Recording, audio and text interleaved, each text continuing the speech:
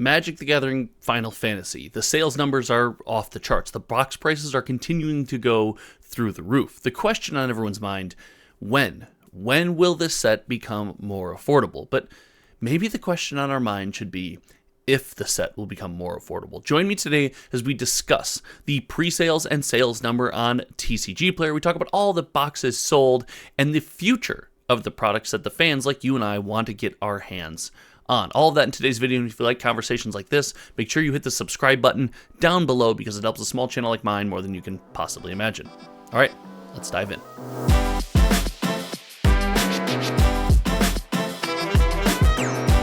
So as I rant today about Final Fantasy, my beliefs on the box price and where we're at right now and where we're headed, if at any point you like the video, make sure you hit the like button because it helps me out a ton. Beyond that, you can support the channel membership, which helps pay for all of the data collection and server costs so they don't come directly out of my pocket.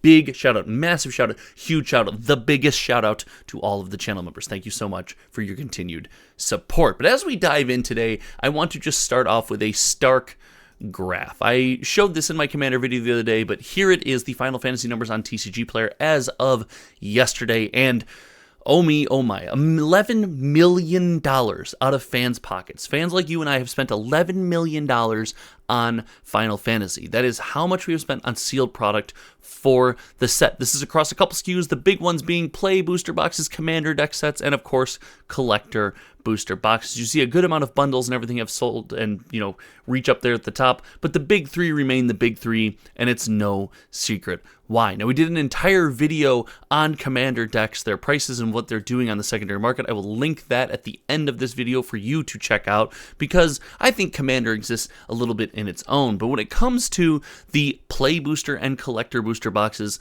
there are some behaviors that I think we should have seen coming and some that I expected to act differently, and we'll talk about why it didn't go the way I thought.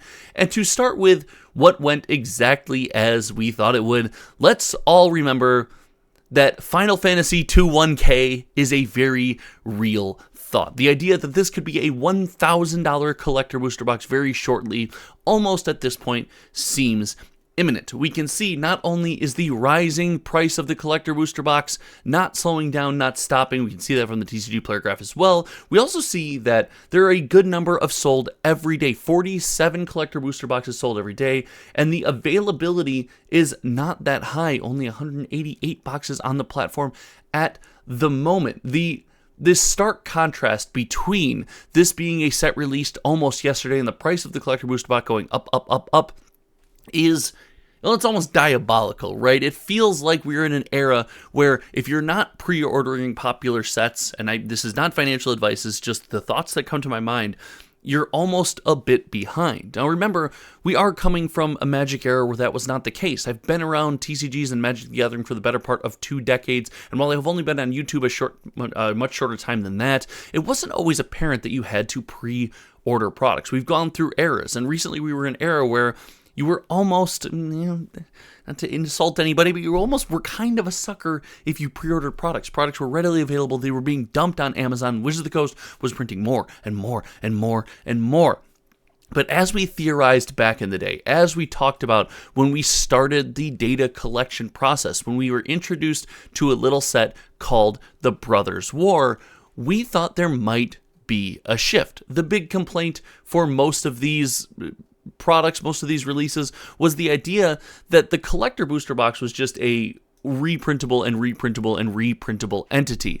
But the Brothers' War, while not the hottest set in the entire world, as we can see here, introduced us to a new concept. The idea that you could have a limited number of collector booster boxes printed because of the serialized card. This was an important idea. This was something that was meaningful to people who collect Magic the Gathering. And while yes, Magic the Gathering is the world's most played game and the most played game in the known universe, the best TCG that we've probably come across, in our lifetime and will, because by the time Magic dies, TCGs will probably just die. Collectors are important and they were feeling neglected. The serialized card, whether you agree with it or not, did a couple important things for the hobby. It reintroduced a very easy entry-level version of collectability. You could know something is collectible by looking at it because you got a serialized version. It also reined in Wizards of the Coast print runs in the sense that you couldn't just pull a Kamigawa Neon Dynasty and reprint these things to the moon. And because of that, the collector booster box almost seems like a pre-orderable product again. Now, Aether Drift will have you second guessing that, but hey, Magic sets that are good are going to do well. Magic sets that are bad are going to do poorly. That's a tale as old as time. But moving on from the collector booster box and kind of what we expected is what we didn't expect, and that is the $200 Final Fantasy Play booster box. Now, I will say this as loud as I can into a microphone. I will say it till, as loud as the day is long, and I will continue to say it probably as long as I am on YouTube.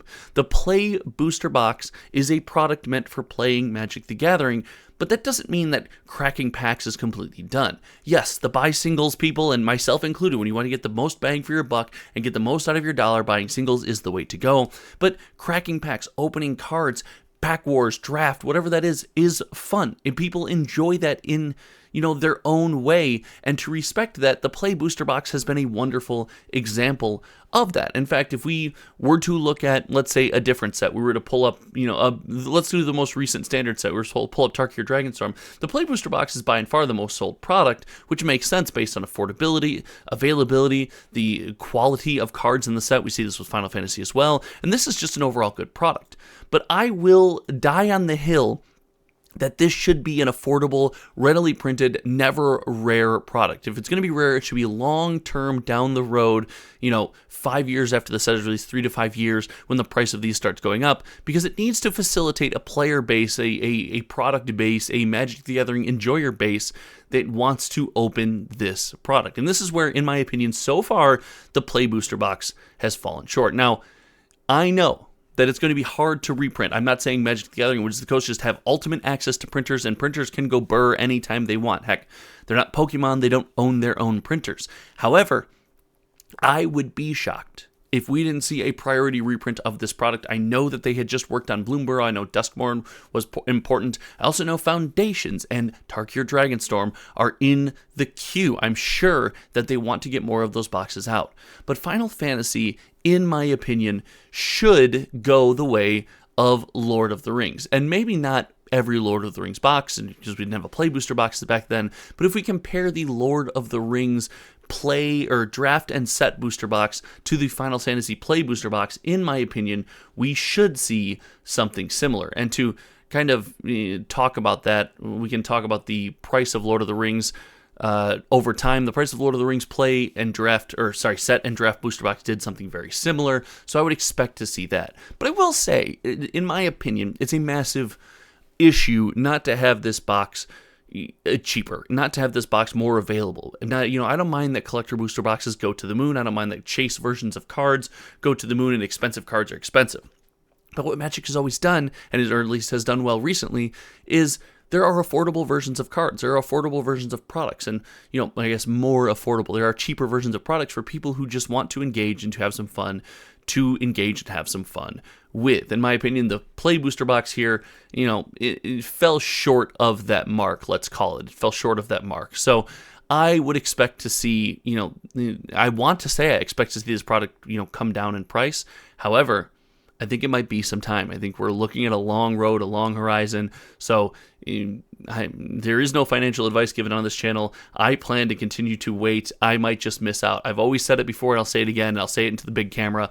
I'm willing to be wrong once. I'm willing to learn my lesson once instead of getting bit every time I make a hyperbolic and aggressive assumption based on the print of a Play booster box, etc. And this, heck, might be that one time. All in all, Final Fantasy has been absolutely wild. We've covered all the products. I want to compare. The next thing I want to do, Pokemon's had major releases. Indie TCGs like Flesh and Blood have had major releases alongside Final Fantasy. I want to kind of give some scope and compare, yes, even the big ones, the small players with a very limited customer base and product base in something like a Flesh and Blood, and then the big players, the TCGs that are meaningful and out there in your Lorcana and your Pokemon, I want to compare that to this Final Fantasy release to kind of put that in scope. So make sure you stay tuned for that video. Thank you so much for hanging out. I'm going to handpick a video that I think down here. It's the Commander video. So we talk about the Commander product to link for you guys to watch. Thank you so much for hanging out. Until next time, you guys know me. My name is Josh, and we'll see you around. All right, goodbye.